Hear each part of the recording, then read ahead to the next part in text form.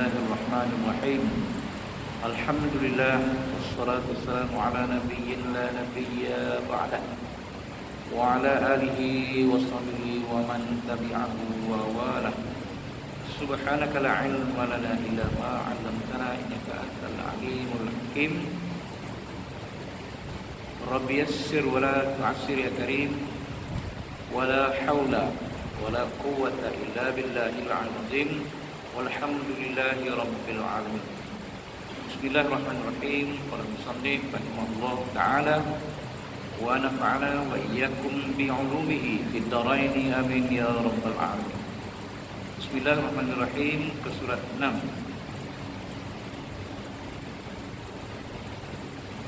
Apa kita dapat bila kita belajar ilmu tasawuf dan beramal dengan zikir-zikir yang diajar oleh Rasulullah sallallahu alaihi wasallam? Syekh ni kata yang pertama kita dapat mahabbatullah, iaitu kasih kepada Allah. Itulah kafir. Jadi dapat kasih kepada Allah. Jadi sekarang tajuk kita yang akan dibaca ialah surat 6 tu, sebab yang mendatangkan mahabbah. Jadi macam mana kita dah tahu sebelum ni, perasaan mahabbah, kasih kepada Allah Ta'ala, dia bukan timbul sendirian. Tiba-tiba ada je rasa kasih kepada Tuhan. Tidak. Atau kita apa? Didatang dia dengan sebab-sebab tertentu. Itu hanya musabab sajalah. Tapi sebenarnya perasaan itu datang dengan sebab, dengan kehendak Allah Ta'ala yang sebenar-benarnya, atau dalam bahasa cantiknya anugerah daripada Allah Subhanahu wa Ta'ala. Bila dia berkehendak nak memberikan mahabbah kepada kita, dia akan berilah. Itu ya. Jadi sebelum kita Tuhan beri mahabbah itu kepada kita, adalah patutnya kerja-kerja yang patut kita buat. Itu maksudnya. Jadi di sini tajuk dia sebab yang mendatangkan mahabbah. Ulama menyebut perkara yang membawa kepada mahabbah itu terlalu banyak. Perkara yang membawakan kepada mahabbah itu terlalu banyak.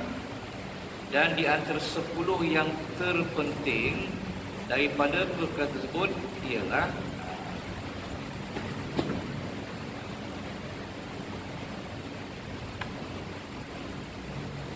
yang pertama, dia kata ni membaca Al-Quran dengan penuh tadabbur dan memahami makna serta apa yang dikehendaki daripadanya. Itu yang pertama sekali, membaca Al-Quran. Jadi membaca Al-Quran itu satu cerita. Kalau sekadar membaca saja tidaklah cukup. Bila dia kata dengan penuh tadabbur, bila penuh tadabbur tu maknanya kita kena fahamkan cerita di sebalik ayat tadi. Itu nama tadabbur. Untuk memahami makna, kita tadabbur untuk memahami makna yang dikehendaki oleh ayat Quran tadi serta apa yang dikehendaki daripadanya. Bila kita dah faham daripada bacaan tadi, kita tadabbur. Dan bila nak tadabbur ni, kita kena ada pula pengetahuan lain. Ya, pengetahuan sekali bahasa Arab. Pasal Quran itu dalam bahasa Arab. Jadi kita kena ada pengetahuan di dalam bahasa Arab. Kalau tidak, macam mana kita nak tadabbur? Penulis ni pun dia tak terjemahkan tadabbur itu ke bahasa Melayu. itu digunakan perkataan tadabbur. Jadi tadabbur itu apa? Itu cerita dia. Jadi tadabbur ni daripada perkataan bahasa Arab, daripada perkataan tadabbara. Ya tadabburu tadabburan, isim masdar dia. Jadi daripada tabaddara jadi baddara. Jadi berbandara tu jadi, kalau baddara yubaddiru tadbiran, kita ada perkataan tadbir. Perkataan tadbir itu dah jadi dalam bahasa Melayu pula dah. Pegawai tadbir, pentadbir, semua daripada bahasa Arab, daripada perkataan dabbara. Kalau tadabbur ni daripada tadabbara. Jadi artinya apa itu tadbir? Daripada dabbara tu jadi perkataan tadbir tadi. Apa itu tadbir? Tadbir ni macam mengurus, melihat, mengkaji, semua masuk dalam tu. Menyusun. Jadi itu maknanya kita bahaskan. Kalau pekerjaan lain, kalau di sifat ilmu, kita mengkaji ilmu tu balik, didalami balik ilmu tadi. Itu makna tabur. Jadi bila kita nak mendalami Al-Quran, kita kena ada alat. Itu maksud dia. Alat dia ialah bahasa Arab. Selain daripada bahasa Arab tu, kita kena ada je tahu sikit lain daripada bahasa tu ialah dalam bahasa Arab ni kita kena ada ilmu bahasa dia, nahwu dengan saraf. Lepas tu selain daripada ilmu saraf tu ada pula ilmu balaghah, ada pula ilmu mantik dan lain-lain. Ini semuanya membantu. Lepas tu kita kena belajar pula usul tafsir. Banyak tajuk ni. Nak mensyaratkan kita menjadi orang yang boleh tadabbur, mutadabbir dalam bahasa Arab pula, untuk memahami makna serta apa yang dikenali daripada Quran tadi. Jadi ada banyak sudut yang kita kena ambil. Okey. Jadi dalam Quran contohlah diberi, Tuhan telah memerintahkan kita menyuruh sesuatu. Yang kedua, menegah sesuatu. Jadi dalam menyuruh ni dan menegah ni, dia berbagai-bagai cara, kaedah yang Tuhan sebut dalam Al-Quran. Katalah Tuhan tidak suka kita buat itu dan buat ini. Jadi Tuhan kata, janganlah kamu buat ini dan buat itu. Tapi bahasanya lain. Tuhan tidak mengharamkan. Cuma dia kata jangan hampiri. Contohlah. Contoh dia macam, kita ni ada sifat-sifat yang tak baik. Pada zahir pun ada, pada batin pun ada. Kita ada maksiat zahir, kita ada maksiat batin. Jadi Allah Ta'ala dah sebut dalam Quran maksiat zahir batin itu dalam kitab yang kita baca ini sudah ada. Qul innama harrama rabbiyal fawahisha ma zahara minha wa ma batan. Ini ayat ini merupakan satu kenyataan, statement. Kata olehmu ya Muhammad, hanya Tuhan aku telah mengharamkan perkara-perkara keji, sama ada yang berbentuk zahir atau batin. Itu dia punya statement dia, kenyataan dia. Mana dalam hidup kita ini ada maksiat zahir, ada maksiat batin. Jadi apa dia maksiat batin mereka itu? Itu kena carilah, belajarlah ilmu tasawuf tadi. Kemudian perintah Tuhan wala taqrabul fawahisha ma zahara minha wa ma batan. Itu baru arahan daripada Allah Ta'ala, wala taqrabu, jangan kamu hampiri al fawahisha, perkara-perkara keji tadi atau maksiat tadi, sama ada zahir atau batin. Jadi ayat itu gunakan perkataan taqrabu, jangan kamu hampiri. Jadi kalau kita tadabbur itu, kenapa Tuhan gunakan perkataan jangan hampir? Kalau kata hendaklah kamu lain daripada hampir, ataupun kamu diharamkan melakukan perkara ini, atau macam-macam lah, berbagai bentuk. Tapi Tuhan gunakan jangan hampir. Jadi maksud jangan hampir itu maknanya bukan dikata jangan buat, bukan jangan buat maksiat zahir, jangan buat maksiat batin, tapi jangan hampir. Maknanya dekat pun tak boleh. Jangan buat, dekat pun tak boleh. Nampak? Kan? Sama macam zina. La taqrabuz zina, jangan kamu hampiri zina. Jadi zina tu dah berlaku zina. Ini bukan, jadi jangan hampiri kamu hampiri, maknanya mukaddimah kepada zina tu jangan buat. Jadi bila ditadabbur tu mana sangat indah Al-Quran ini. Itu maksudnya lah. Jadi ini memerlukan bantuan atau alat-alat yang boleh membantu kita di dalam mentafsir, mengolah Quran tadi sampai kita betul dapat faham. Lepas tu hendaklah, lepas kita dia kata serta apa yang dikehendaki di balik tadi, mana kita hendaklah jauhi, jangan buat. Dekat pun jangan. Betul lah. Jadi bila dah kita faham tu, jangan buat, bukan jangan buat, dekat pun jangan. Macam itulah. Bila dah dekat tu dah cerita lain lah. Allah alam. Contoh baca Al-Quran. Jadi sekarang ni kita alhamdulillah belajar Quran ni dah cukup bagus, tahfiz pun dah bagus. Cuma dia tadabbur ke tak tadabbur itu kita tak tahu lagi. Ini kena bidang lain betul lagi. Hafalan okey. Yang kedua kita kena buat mendekatkan diri atau menghampirkan diri kepada Allah dengan perkara-perkara sunat setelah melakukan yang fardu.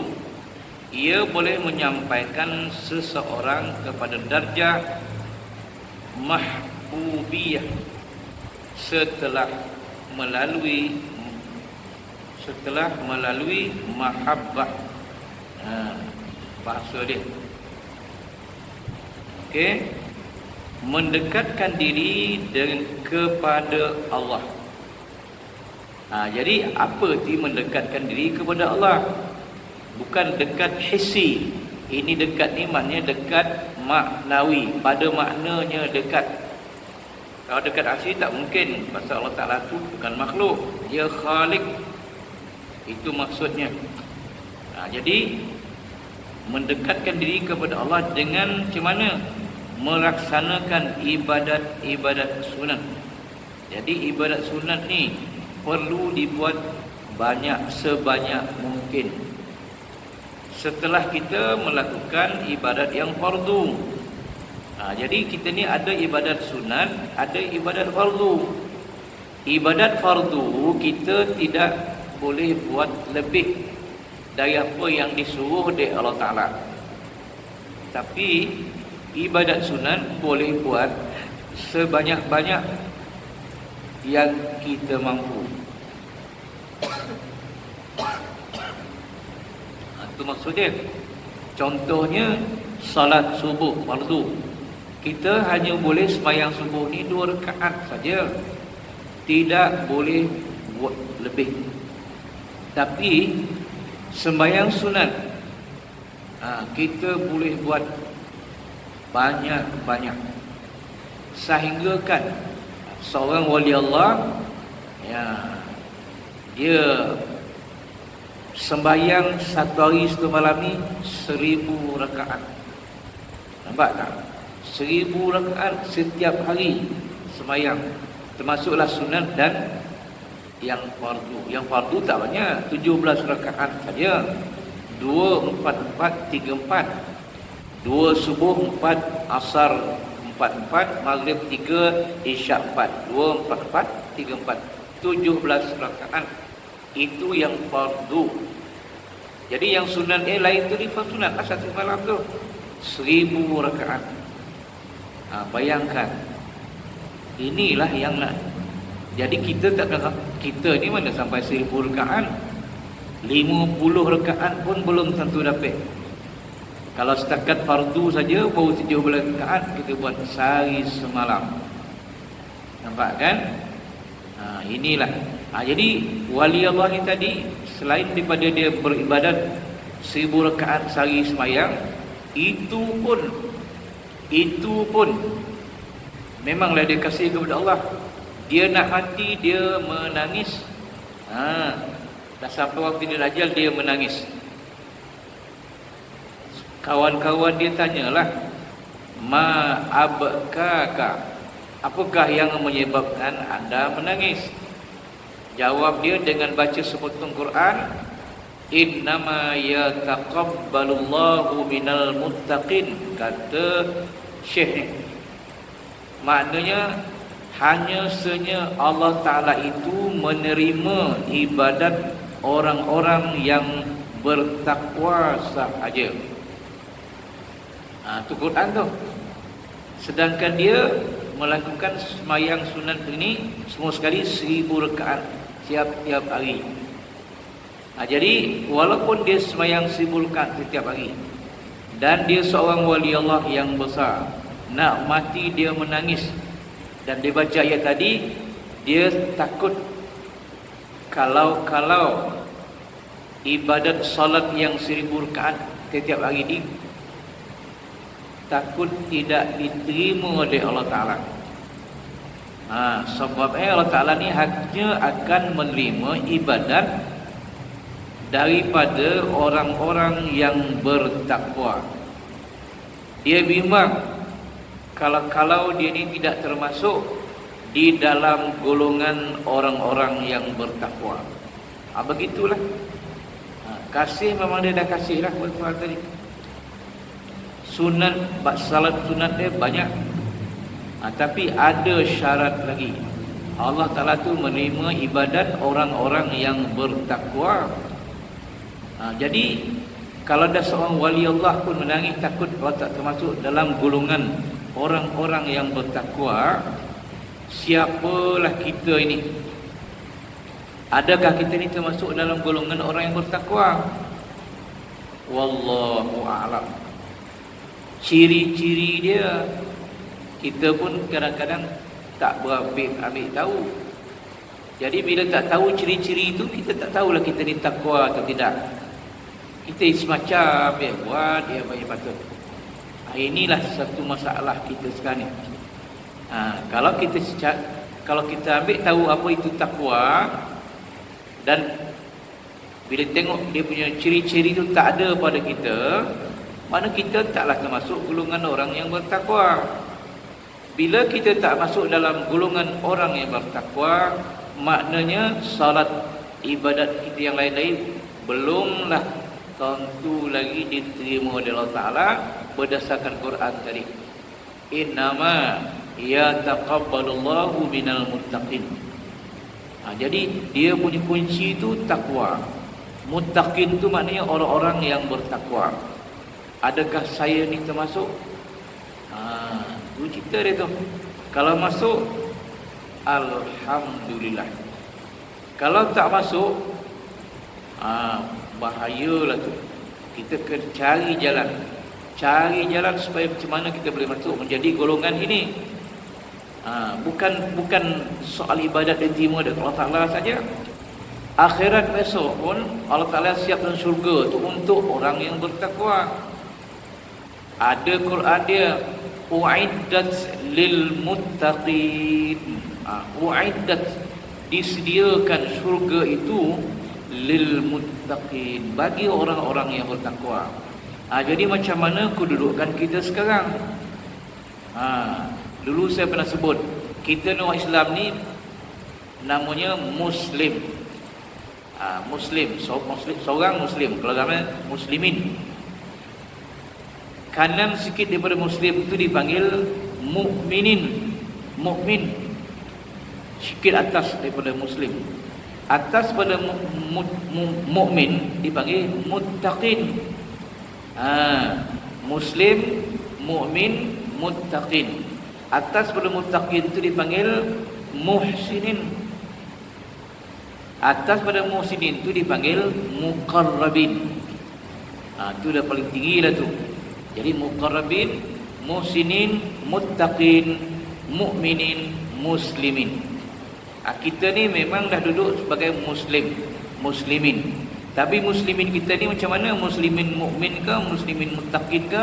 Muslimin muhsinin ke? Atau Muqarrabin?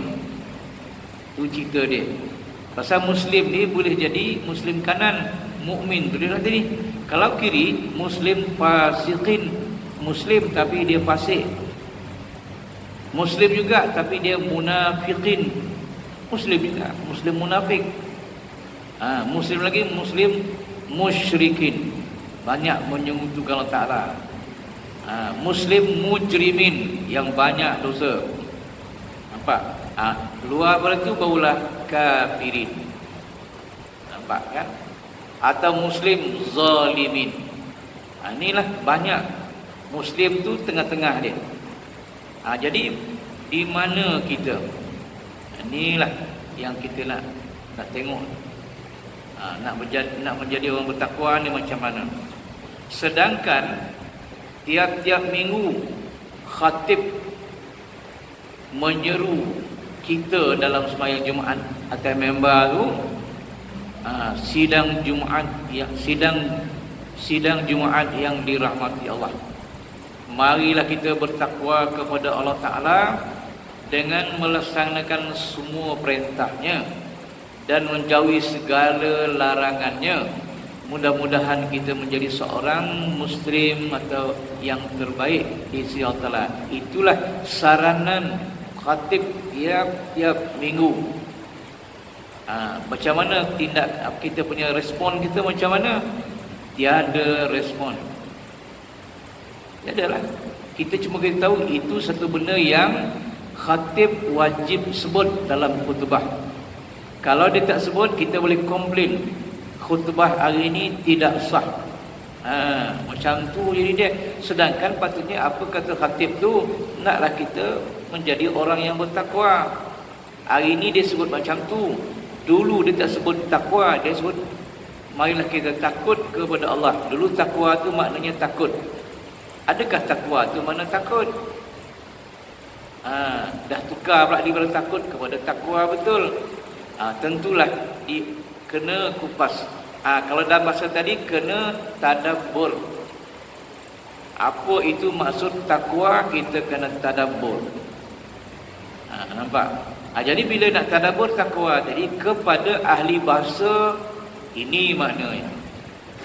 Kepada ahli yang dalam ilmu kalam tauhid, ini maksud takwa.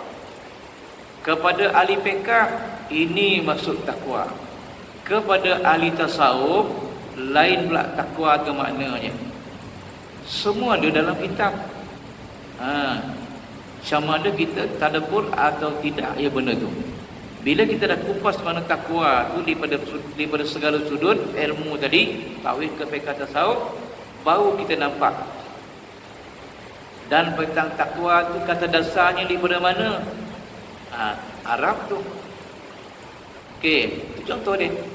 Bahkan perkataan takwa ni kalau kita tanya kawan-kawan yang belajar bahasa Arab, kata dasar takwa tu macam mana?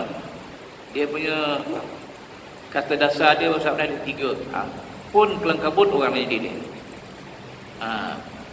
Takwa ni orang kata dasarnya daripada qawiyah. Ada kata qawiyah. Ada yang daripada waqa. Semua macam betul dia bertakwa. Ataupun banyak orang fikir daripada takwa tu daripada qawiyah. Qawiyah tu artinya kuat. Adakah takwa tu mana orang yang kuat? Macam itulah. Jadi berkaitan takwa tu kata dasarnya sebenarnya daripada waqa ya waqa fi'il madhi past tense. Mudhari' dia atau present tense dia ialah waqa yaqi. Dia punya masdar wiqayah. Lain macam tu. Jadi kalau itu dia punya bahasa dia waqa yaqi. Jadi macam mana boleh jadi takwa? Jadi dia punya masdar dia satu wiqayah, satu dia panggil waqwa.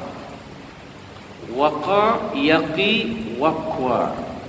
Waqwa ni waw tu dibuang diganti dengan huruf ta. Jadi takwa. Itulah itu arti dia waqa. Takwa tu daripada waqa. Apa arti waqa pula? Apa pula arti waqa?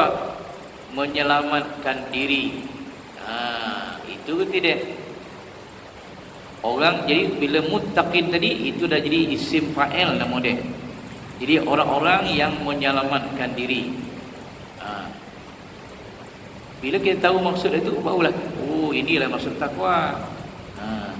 Bila menyelamatkan diri maknanya kita membersihkan diri kita ni daripada semua musabab-musabab yang boleh menyebabkan kita masuk neraka. Itu dia. Jadi muttaqin ni orang yang membersihkan diri dia zahir dan batin supaya mudah-mudahan dia terlepas daripada siksaan Allah Ta'ala. Itu dia. Boleh jadi muttaqin. Ada tak kita buat kerja macam ni? Itu maksud dia tu. Kalau tidak, kita tak masuk. Itu sebabnya kalau dalam kitab tasawuf, makna takwa tu makna ialah tanzihul qalbi ani dzunub. Itu dalam kitab tasawuf. Membersihkan dosa, membersihkan hati kita, diri kita daripada segala jenis dosa. Mana orang bertakwa ni orang yang membersihkan diri daripada sebarang bentuk dosa. Clear daripada dosa. Itu dia. Dan banyak makna lagi. Ada makna takut, ada makna beribadat, ada makna pembersihan. 3 makna tu. Sebab Al-Quran kan banyak kita gunakan fatakun. Tiap-tiap fatakun tu maksud maknanya tengok bergantung kepada ayat tadi, maksud dia. Ini perlu kepada satu ilmu yang dipanggil tadabbur. Tu dia. Dan tadabbur tu memerlukan ilmu alat bahasa Arab, nahwu dan saraf. Perlu kepada balaghah, perlu kepada mantik, ma'ani, badih, bayan, tak tahulah 16 ilmu bahasa Arab ini untuk melengkapkan kita sebagai nak masuk dalam bidang mentadabbur Al-Quran. Kalau orang tu tak cukup ilmu alat dia, tak boleh mentadabbur Al-Quran. Ini dia 16 ilmu bahasa kena lengkap. Barulah jadi insya-Allah. Jadi kena buat yang sunat banyak-banyak. Dalam hadis kursi pula kita sunat ni, Allah Jalla menjelaskan dalam bahasa Arab, ma yazalu abdi yataqarrabu ilayya bin nawafil ila akhir hadis. Makna kata ma yazalu abdi, sentiasalah hamba itu yataqarrabu ilayya, menghampirkan dirinya kepadaku, bin nawafil, dengan ibadat-ibadat sunat. Itu hadis qudsi. Maknanya kalau nak mendekat Allah Ta'ala ni kena banyak yang sunat-sunat kita kena buat. Yang fardu ni dia khusus tertentu, banyak yang sunat. Sebab disarankan di sini buatlah ibadat sunat banyak-banyak. Semayang sunat banyak. Semayang sunat ni banyak. Ada yang dipanggil muqayyad, ada yang panggil mutlak. Sunat ada muqayyad, ada mutlak. Muqayyad ni adalah, tapi taklah sebanyak macam mana pun. Jadi muqayyad ni sembahyang sunat yang dikaitkan dengan nama-nama yang tertentu. Macam tadi sembahyang subuh tadi kan, sunat yang dikaitkan dengan solat subuh. Aku solat sunat subuh. Jadi aku solat sunat tahajud, sunat wudu, sunat hajat, sunat tasbih dan macam-macam. Itu jadi kita kaitkan solat sunat ini dengan nama-nama tertentu. Itu namanya solat sunat muqayyad. Yang satu dia panggil sembahyang sunat mutlak. Mutlak tu mana semata-mata. Bukan kita saja aku sembahyang sunat mutlak, bukan macam tu. Mutlak tu mana semata-mata sunat, tanpa dikaitkan dengan mana-mana nama. Jadi maksudnya aku solat sunat 2 rakaat. Aku solat sunat 2 rakaat. Tak ada sunat apa-apa, tak ada. Itulah nama sunat mutlak. Jadi sunat mutlak ni kita boleh buat ikut yang kita terdaya lah. Itu maksudnya kena banyak. Itu solat sunat banyak. Lepas tu puasa pula. Ada puasa sunat, ada puasa wajib. Jadi kita kena tengok.